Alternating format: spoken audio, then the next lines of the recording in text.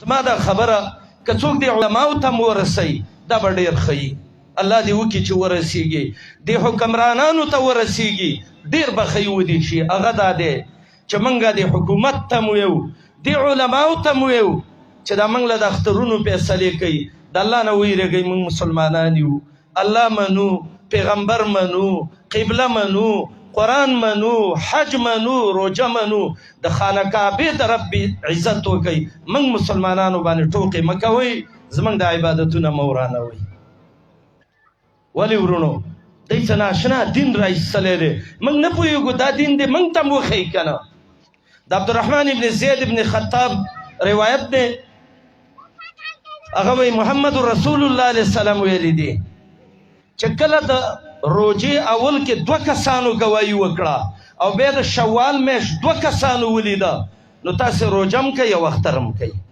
محمد رسول الله وایي دوه، دی به کله وایي موږ له 100 پکار دي او کله وایي موږ له 8 ګواه قسمونه ورکوئ، زم دې په ځای له طلاق ورکوئ، ښه یقین به هم پرې راشي. ظلم مه کوئ علماو.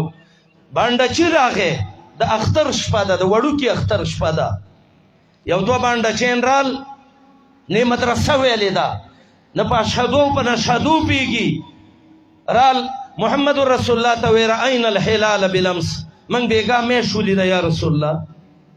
2 کسان دي. جناب رسول الله صلی الله علیه وسلم بلال ته وی بلال اعلان وکړه چې روجې ماتې کوي، اوس به د اختر لمونځ کوو.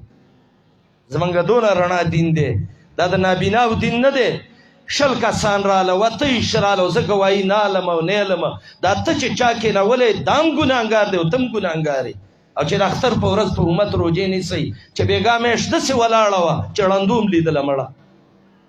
موږ ویو تاسې زموږ مشران یې وایي که دا د هلال رویت کمیټي ده، که دا حکومت وقت دی، خو د الله دپاره زموږ عباداتو کې موږ باندې ټوکې مه کوئ. دا مؤمنان هم عقلمند دي، دا څه بې عقله نه دي. دی والله ښه او بد پېژني، دی چې 10 روپۍ او 500 لوټ پېژني، نو دی اختر او دغه هم پېژني.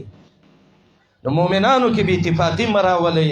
ای علماو، ای د امت داعیانو، قسم په الله د دې امت دا روجې او عبادتونه الله به ته غاړو کې واچوي. ګوره او ورونو موږ او تاسې هم دا پکار دي چې موږ هم لږ تمیز خو وکړو که نه. روجې باره کې تمیز وکړو، د اختر باره کې تمیز وکړو. همیشه به داسې نه یو چې په پټو سترګو به یو چا پسې ور روان یو. او دې خبره باندې بیا لږ سوچ وکئ. موږ مؤمنان یو الحمدلله. موږ که عبادت کوو او که عبادت پرېږدو دا به د نبي په طریقه باندې کوو علیه الصلاة والسلام. الله دې زموږ د عبادتونه قبول کړي او رب العالمین دې زموږ او ستاسې د ټولو نه راضي شي. تقبل الله منا ومنکم صالح الاعمال.